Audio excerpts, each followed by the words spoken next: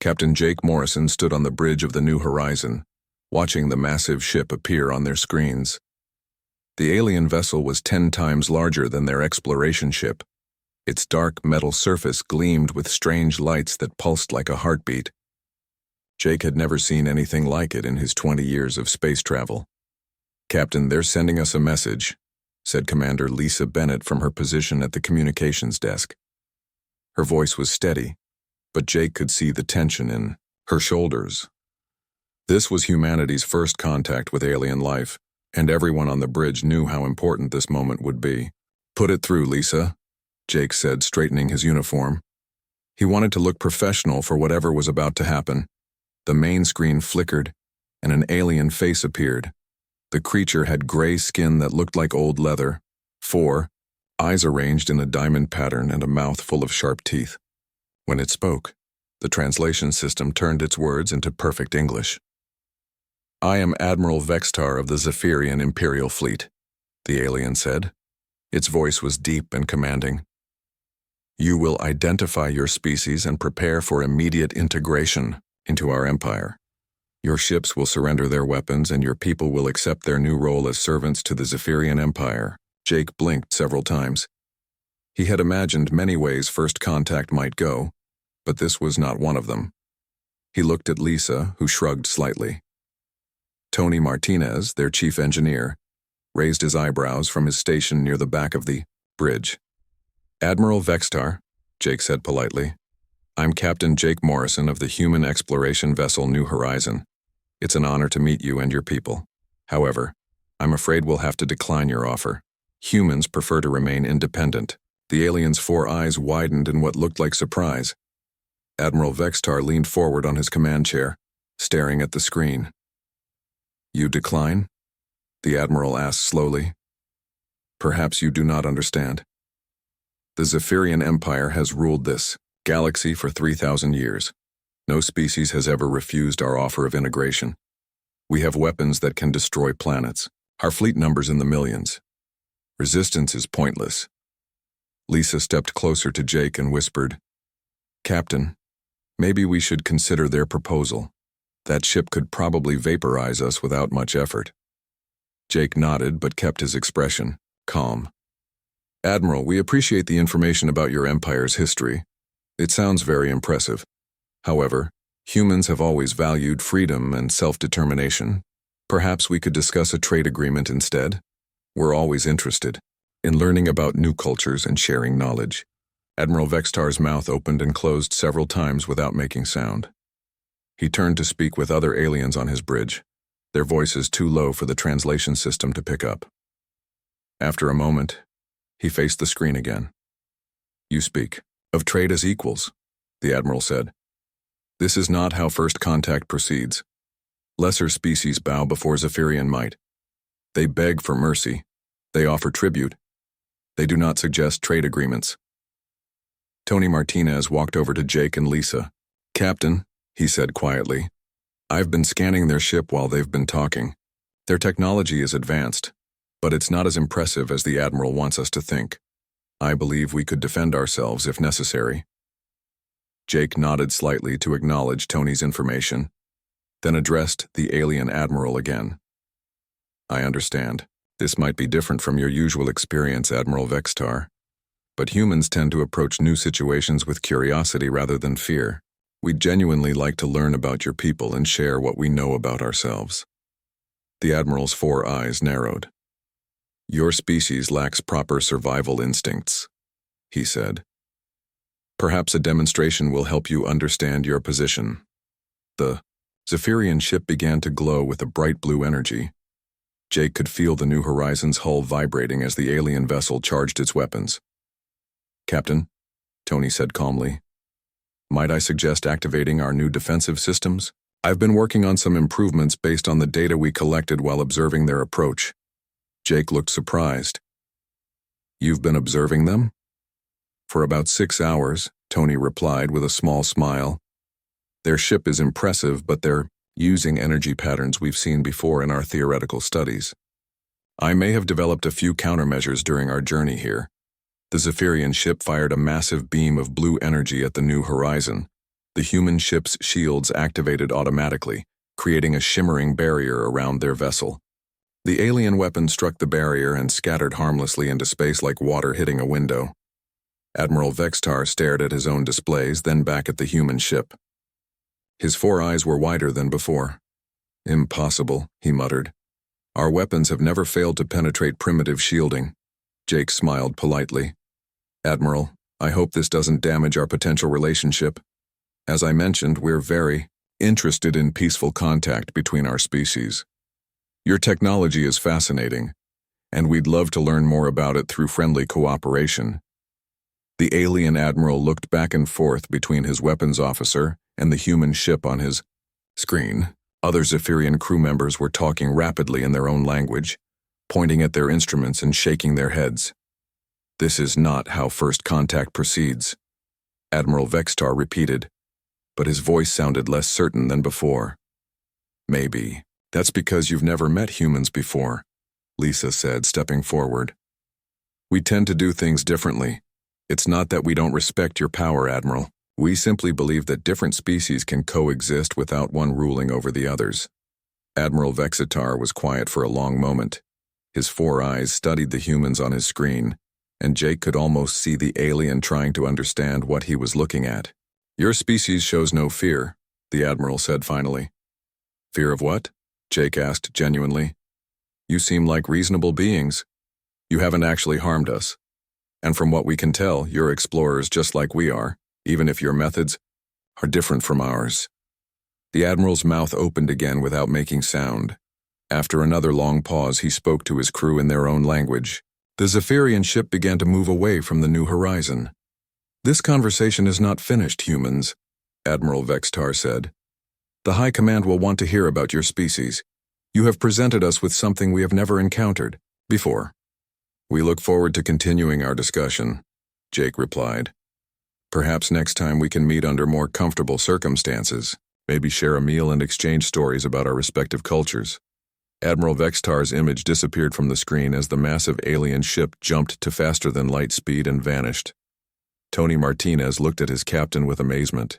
"Sir, I think we just made first contact with a galactic empire, refused to surrender, defended ourselves successfully, and invited them to dinner." "Pretty much," Jake replied, settling back into his captain's chair. "Lisa, send a full report to Earth Command. Let them know we've made contact with the Zephyrian Empire and that they might be hearing from them soon." "What should I tell them about the Admiral's reaction?" Lisa asked. Jake thought for a moment, watching the stars where the alien ship had disappeared. "Tell them that I think we confused them more than they confused us," he said. "And that might be the most important thing that happened here today." High Commander Zelmoth sat in the great war room of the Zephyrian capital ship. The massive chamber was filled with his most trusted military advisors, all staring at the holographic display showing Admiral Vextar's report. The alien leaders' 4 eyes were focused on the strange information his scout had brought back. "Tell me again what happened," Zelmoth said to Admiral Vextar, who stood at attention in the center of the room. "The humans refused to surrender, High Commander," Vextar repeated. "They showed no fear when I displayed our power. They spoke of trade agreements and cultural exchange. When I fired upon their ship, their defenses held. They even invited us to share a meal." General Kexfor, the Empire's chief military strategist, shook his head in disbelief. "In 3,000 years of expansion, no species has ever responded this way. They either surrender immediately or fight desperately before being crushed. These humans did neither. Perhaps they are simply too primitive to understand the threat," suggested Admiral Nexdal from her position near the war table. "No," Vextar replied firmly. "Their technology successfully defended against our weapons. They understood exactly what was happening. They simply were not afraid." High Commander Zelmoth stood and walked to the holographic display. The image showed the human ship, small and unremarkable compared to Zephyrian vessels, yet somehow it had changed everything. "A species without fear," he murmured. "How is this possible?" Meanwhile, on Earth, Dr. Amy Collins worked late in her laboratory at the Global Defense Research Center. She had been studying the intercepted communications from the Zephyrian encounter for 3 days straight.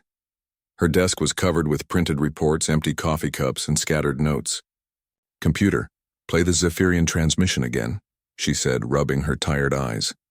The recording of Admiral Vextar's conversation with Captain Morrison filled the room. Amy listened carefully to every word, paying special attention to the aliens' tone and word choices. Her assistant, Dr. Peter Walsh, entered the lab carrying fresh coffee and sandwiches. "Any new discoveries, Amy?" "Yes, actually," Amy said, accepting the coffee gratefully. "The Zephyrians aren't as technologically superior as they want us to believe. Listen to how the Admiral speaks. He's trying to intimidate rather than demonstrate actual overwhelming power." She played a section of the recording where Admiral Vexatar described the Empire's history. Notice how he emphasizes fear and submission. He talks about species begging for mercy and offering tribute. This empire is built on psychological warfare, not just military strength. Peter sat down and listened to the recording again. "So they conquer through fear rather than actual superiority?" "Exactly," Amy replied. "And that's why our response confused them so much. We didn't react with fear, so their primary weapon was useless." Across the city, Colonel Steve Rodriguez was training a new group of Earth Defense Force volunteers. The training facility was busy with activity as men and women from around the world learned new fighting techniques. "Forget everything you know about traditional warfare," Steve told his trainees. "The enemy expects us to fight like every other species they've encountered. We're going to do something completely different." Sergeant Kelly Foster raised her hand. "What's our strategy, Colonel?" "Unpredictability," Steve replied. "The Zephyrians have conquered thousands of species using the same methods. They know how scared civilizations behave, but they have no idea how humans think." He led the group to a training area set up to look like a small town. "The enemy will expect us to hide, to run, or to make desperate last stands. Instead, we're going to be curious about them. We're going to treat them like interesting visitors rather than terrifying conquerors." One of the trainees, Corporal Danny Brooks, looked confused. "Sir, how does being friendly help us fight them?" Steve smiled. "Because friendly people do unexpected things. They ask questions, they offer help. They make their enemies think about what they're doing. A confused enemy makes mistakes." Far from Earth, Zephyrian probe ships had been sent to observe human settlements throughout the solar system. Captain Zaltek commanded one of these scouts, watching a human colony on Mars through his ship's sensors. "What are they doing?" he asked his sensor operator. "It appears to be some sort of recreational activity, Captain," the operator replied. "They are gathered in a large open area, engaging in competitive physical games." Zaltek watched the humans on his screen. Children were running around playing with balls while adults watched and cheered. Some humans were cooking food over open fires. Everyone seemed to be enjoying themselves. "Are they preparing for our attack?" Zaltek asked. "No, sir. Our intelligence suggests this is a regular social gathering they call a festival. They appear to be celebrating something called Martian Independence Day." Zaltek stared at the display in confusion. "According to all military protocols, the humans should be building weapons, digging defensive positions, or evacuating their civilians. Instead, they were having a party." "Captain," the communications officer said suddenly, "we're being hailed by the human settlement." "Put it through," Zaltek ordered, wondering what kind of desperate plea he was about to hear. A human woman appeared on the screen. She had short brown hair and was wearing casual clothes. She was smiling. "Hello there," the woman said cheerfully. "I'm Agent Kelly Foster with the Mars Colonial Authority. We noticed your ship in orbit and wanted to welcome you to our system. Are you folks from the Zephyrian Empire that Captain Morrison met last week?" Zaltek's mouth fell open. The human was welcoming them. Yes, we are Zephyrian scouts." "Wonderful," Kelly replied. "We were hoping to meet more of your people.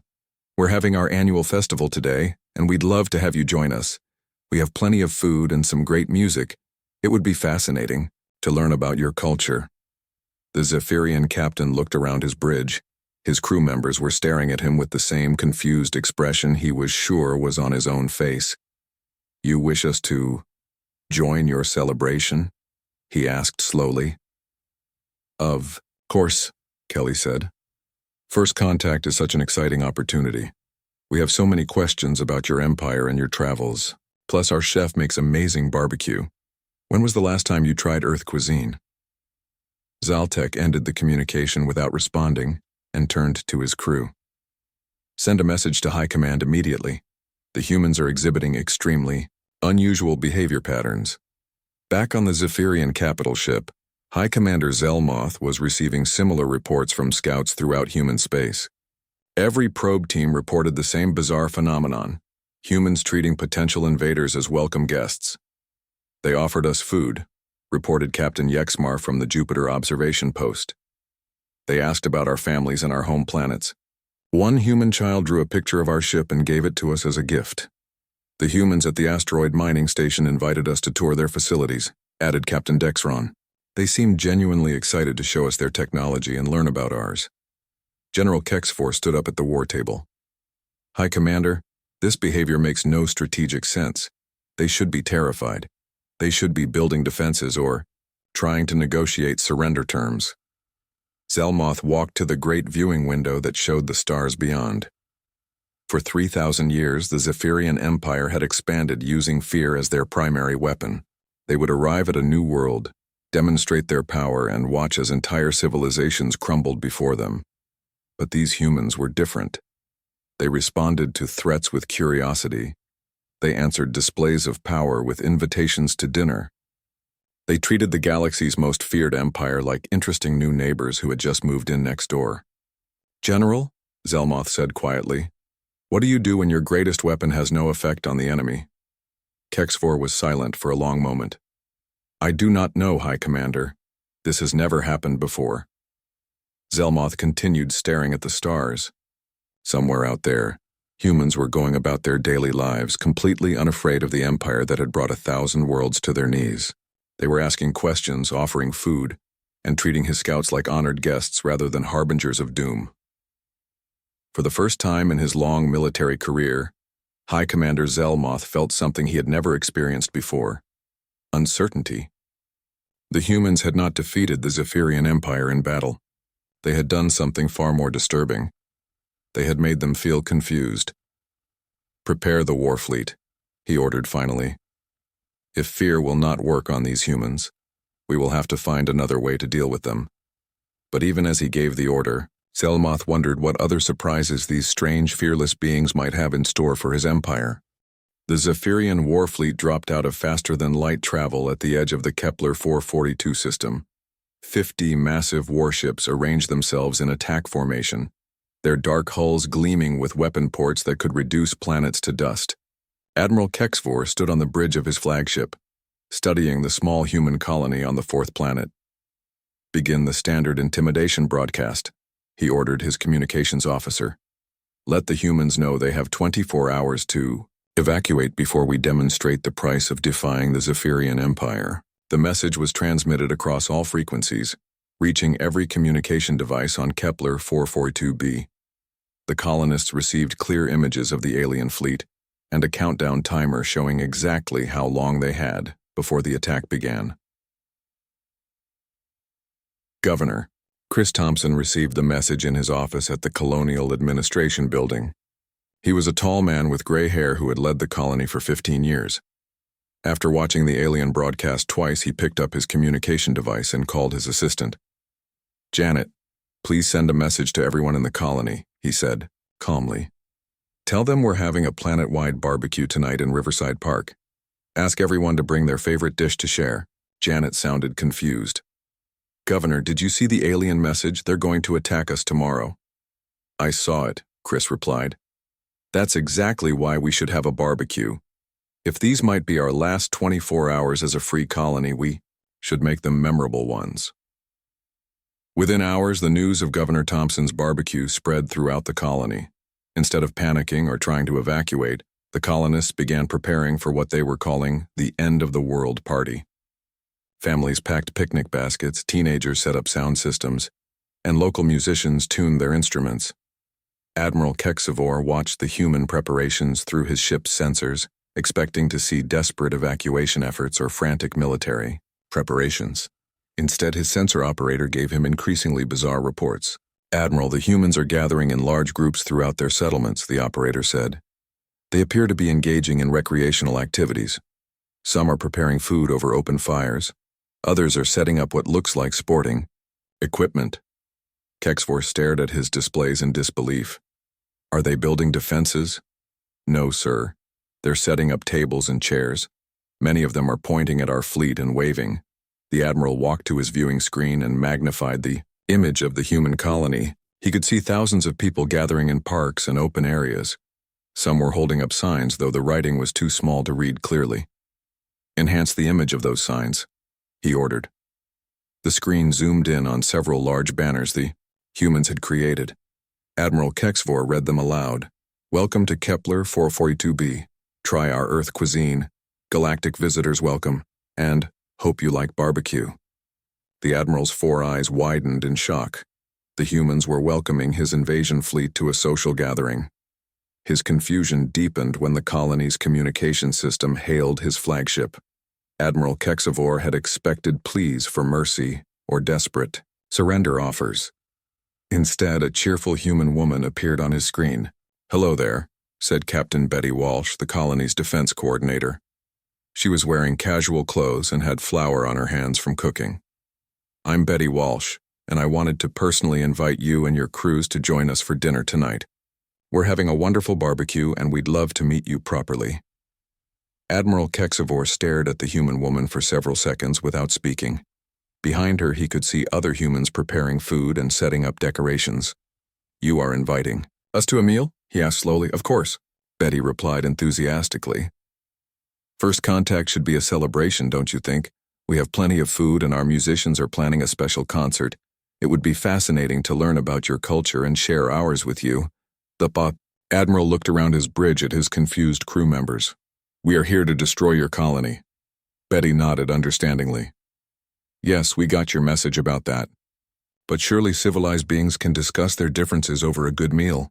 Violence is so unnecessary when we could be making friends instead. Admiral Kexvor ended the communication and turned to his tactical officer. Begin the bombardment. Target their main settlement.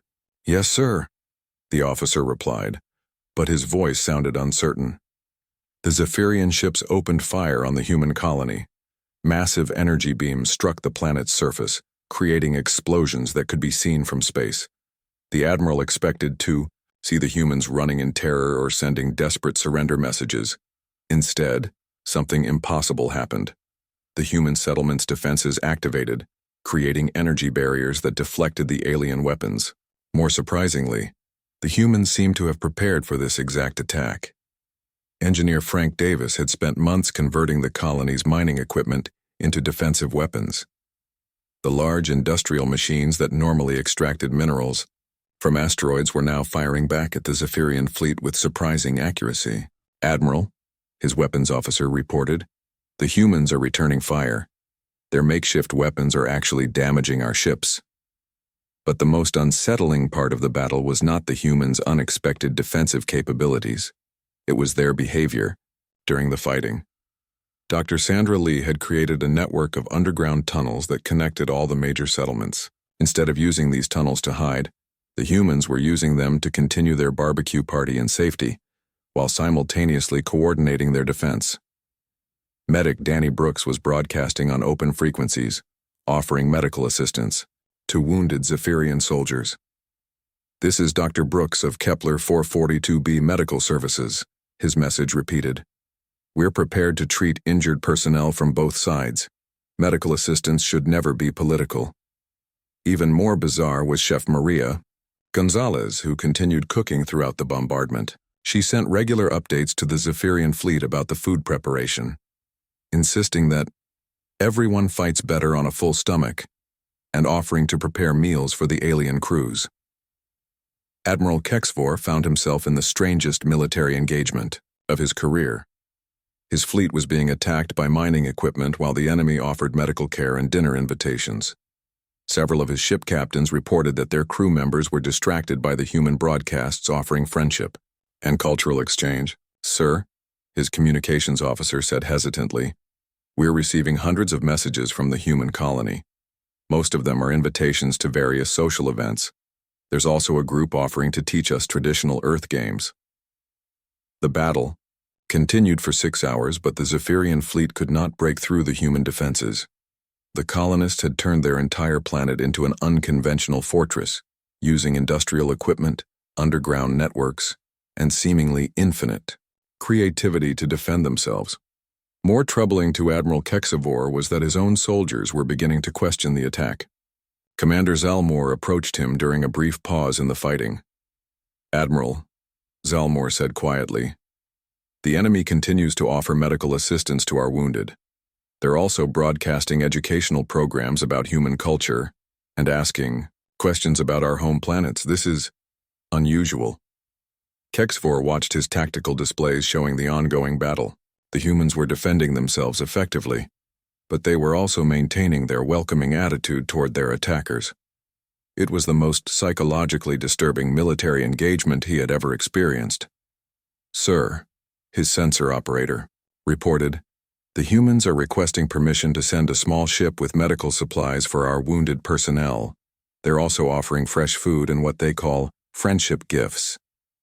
Admiral Kexivor stared at the planet below, where humans were simultaneously fighting his fleet and inviting them to dinner. After 3,000 years of conquest, the Zephyrian Empire had finally encountered something they could not understand, an enemy that treated warfare as an unfortunate interruption to making friends. "Signal the fleet," he ordered finally. "We're withdrawing to regroup." As the Zephyrian ships pulled back from the planet, Admiral Kexivor received one final message from the human colony. Governor Chris Thompson appeared on the communication screen, still wearing his barbecue apron. "Admiral, we're sorry to see you leave so soon," the governor said sincerely. "Our invitation for dinner remains open whenever you'd like to visit. Again, we hope your wounded recover quickly, and we look forward to better relations between our peoples." The admiral stared at the message for a long time after the communication ended. The humans had successfully defended their colony, but instead of celebrating victory, they were expressing concern for their enemy's well-being. For the first time in his military career, Admiral Kexivor felt something approaching fear. Not fear of human weapons or technology, but fear of something far more disturbing. The possibility that his empire had become the villains in this story. High Commander Zelmoth paced back and forth in his private chambers aboard the massive capital ship. The reports from Admiral Kexivor's failed attack on the human colony lay scattered across his desk. For 3 days, he had been trying to understand how 50 warships had been forced to retreat by a small mining colony that offered dinner invitations during combat. General Nexidal entered the room carrying additional intelligence reports. Her expression was grim as she placed the documents before her commander. "The situation is worse than we initially thought, High Commander," she said. "The humans are not just defending themselves, they are actively trying to make friends with our military personnel." Zelmoth stopped pacing and looked at the reports. "Explain." "Admiral Kexivor's fleet has been receiving daily communications from the Kepler colony," Nexidal continued. "The humans send care packages containing food, entertainment, and educational materials about their culture. Several of our ship captains have requested transfers away from human space." The High Commander sat down heavily in his chair. "Transfers? Why?" "They claim the assignment is psychologically damaging," Nexidal replied. "Captain Texmar reported that his crew has become emotionally attached to the human broadcasts.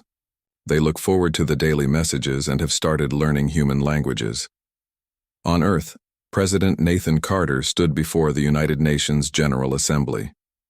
Representatives from every nation sat in the Great Hall, listening as their leader addressed humanity's greatest challenge. "Fellow humans," President Carter began, "we face an enemy unlike any in our history. The Zephyrian Empire has conquered thousands of worlds using fear and intimidation. But we will not respond with fear. We will respond as humans always have, when meeting new people, with curiosity, kindness, and hope for friendship." The president gestured to a large screen showing images of the Zephyrian fleet. "These beings have never encountered a species like ours. They expect us to cower and surrender. Instead, we will show them what humanity truly means." Around the world, Human society was adapting to the alien threat in ways that confused military strategists and social scientists alike. Schools began, teaching courses called Introduction to Galactic Cultures and Alien Communication Basics. Businesses started developing translation software for interspecies commerce opportunities.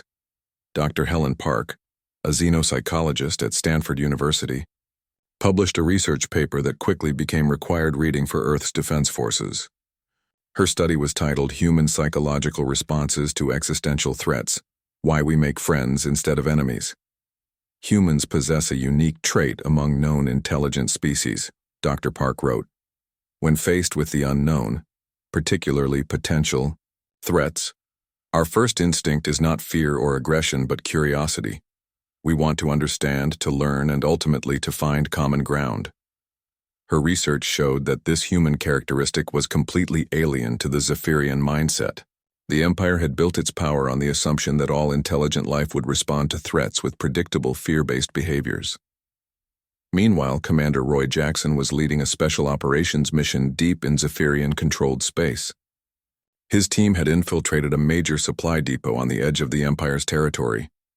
The mission parameters were unlike anything in military history. Remember, Roy told his team as they prepared to enter the alien facility, "We're not here to destroy anything. Our job is to leave gifts and establish positive contact." Sergeant Matt Williams looked confused. "Sir, shouldn't we be gathering intelligence or sabotaging their supplies?" "Our intelligence suggests that making friends will be more effective than making enemies," Roy replied. "The Zephyrians have never encountered kindness as a military strategy. We're going to introduce them to the concept." The human team quietly entered the Zephyrian supply depot. Instead of planting explosives or stealing technology, they left carefully prepared care packages throughout the facility. Each package contained human food, music, literature, and a handwritten note explaining human culture and expressing hopes for peace. Lieutenant Sarah Murphy placed a package near what appeared to be a break room for alien workers. Her note read, "Hello, friends. We're humans from Earth, and we're excited to meet new people from across the galaxy. We hope you enjoy these gifts from our world. We'd love to learn about your culture too. Sincerely, the people of Earth." The team completed their mission without being detected and returned to human space. Within days, they began receiving reports about the psychological impact of their friendship infiltration. Captain Dexron was the Zephyrian supply depot commander who discovered the first care package. He found it on his desk along with a note written in perfect Zephyrian script, translated by advanced human computer systems. "Greetings, Captain Dexron," the note read. "We learned your name from intercepted communications and wanted to send personal greetings. We hope you and your crew are well. Please enjoy these Earth delicacies and entertainment files. We look forward to meeting you in person someday under peaceful circumstances. Your potential friends, Team 7, Earth Special Operations." Captain Dexron stared at the package for hours. Inside, he found chocolate, coffee, music files, and a collection of human movies with Zephyrian subtitles. The aliens who left these gifts had somehow learned his name and rank, infiltrated his secure facility, and instead of attacking, had given him presents.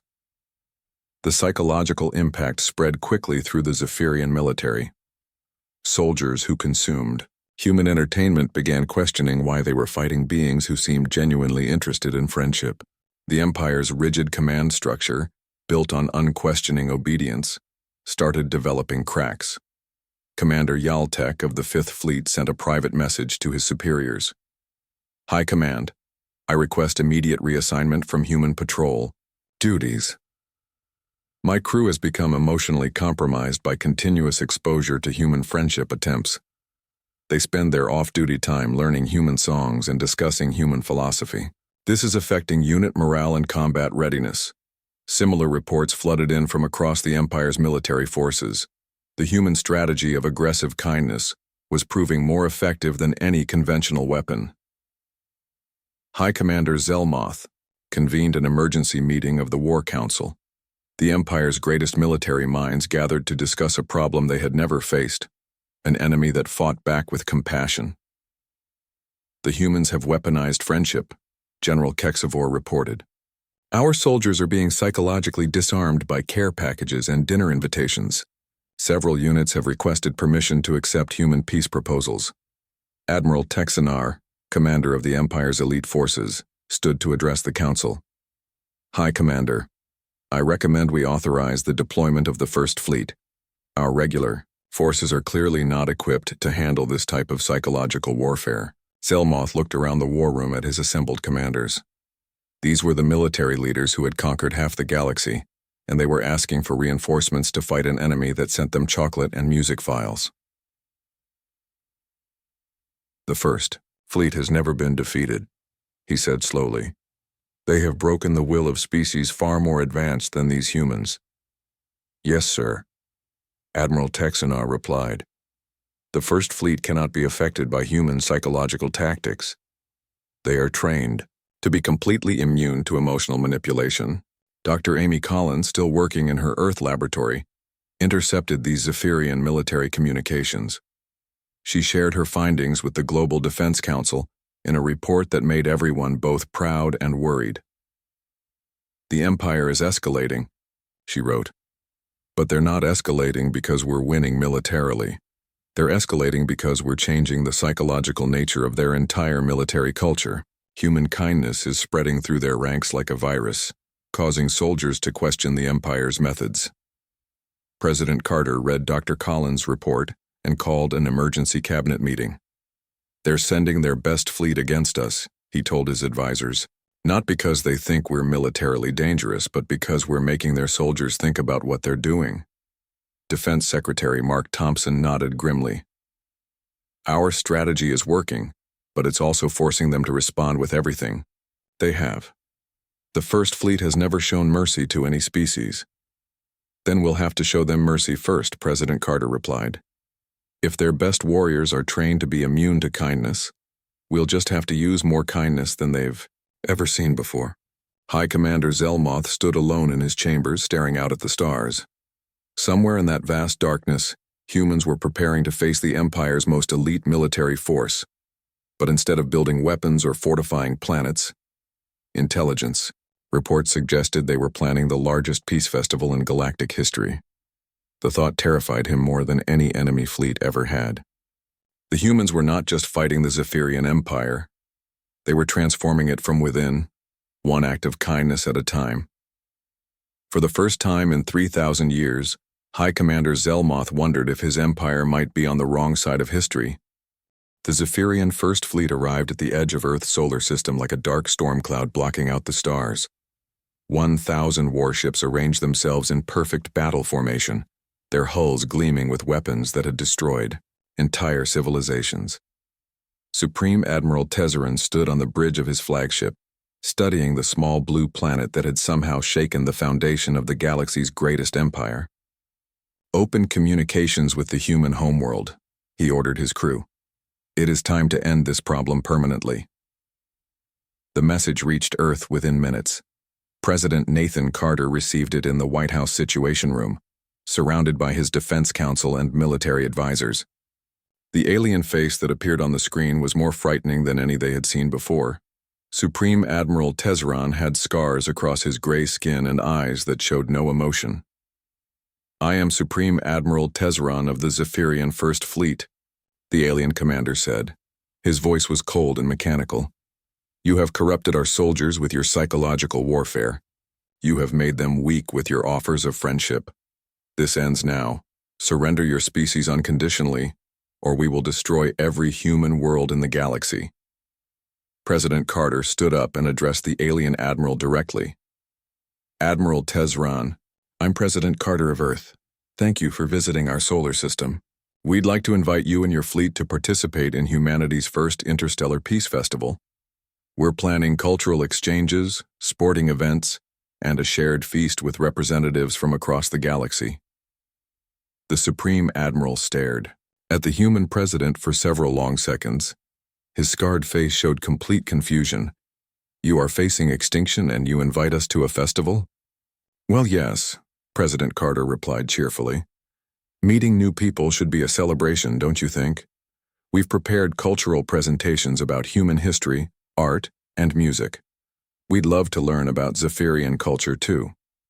Our chefs have been working on foods that might appeal to different alien tastes. Supreme Admiral Tezzeret ended the communication and turned to his tactical officer. How long until our weapons are ready to destroy their planet? 12 hours, sir, the officer replied. But Admiral, are we truly going to proceed? Their response was unexpected. The First Fleet does not hesitate, Tezzeret said firmly.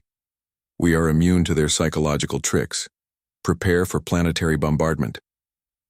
But something strange began happening during those 12 hours.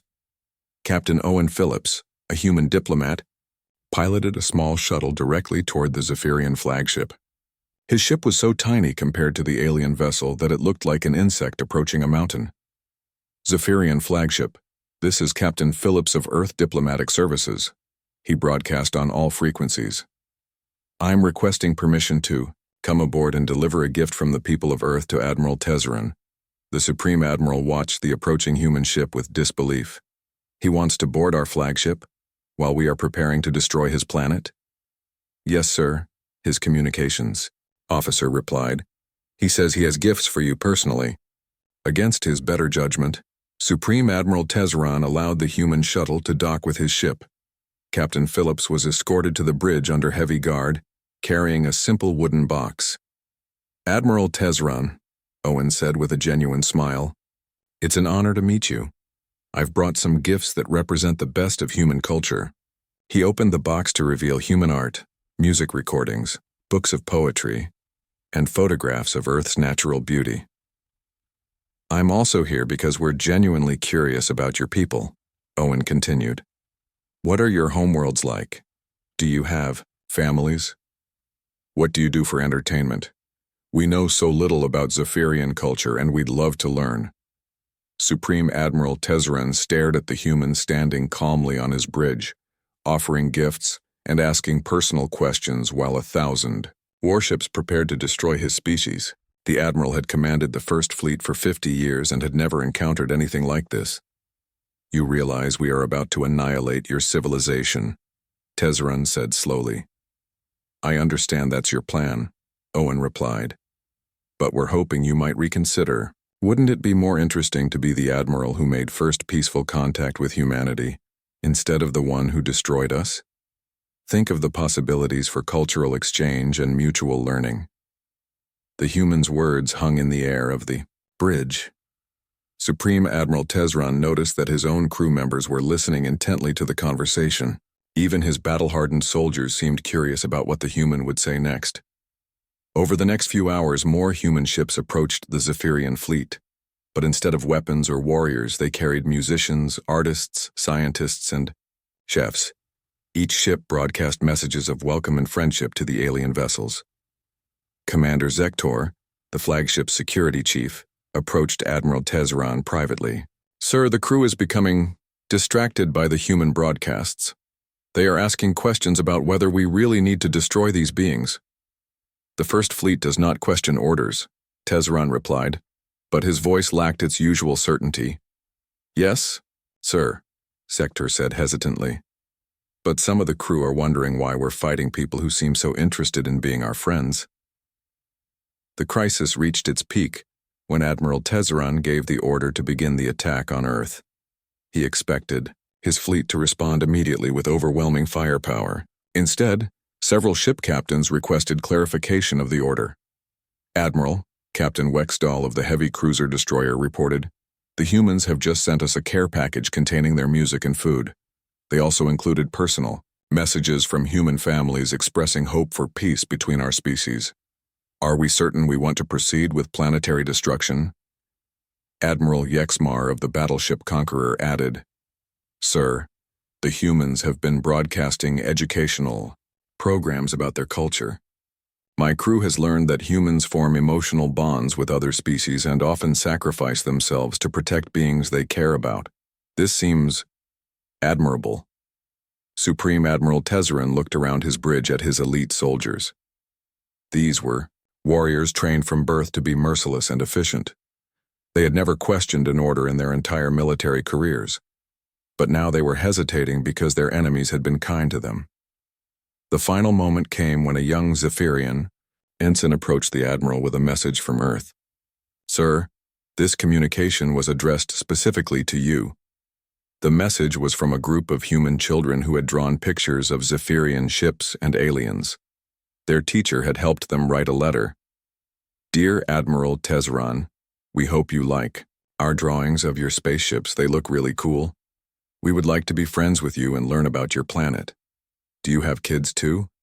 We could be pen pals and learn about each other's worlds. From your friends on Earth."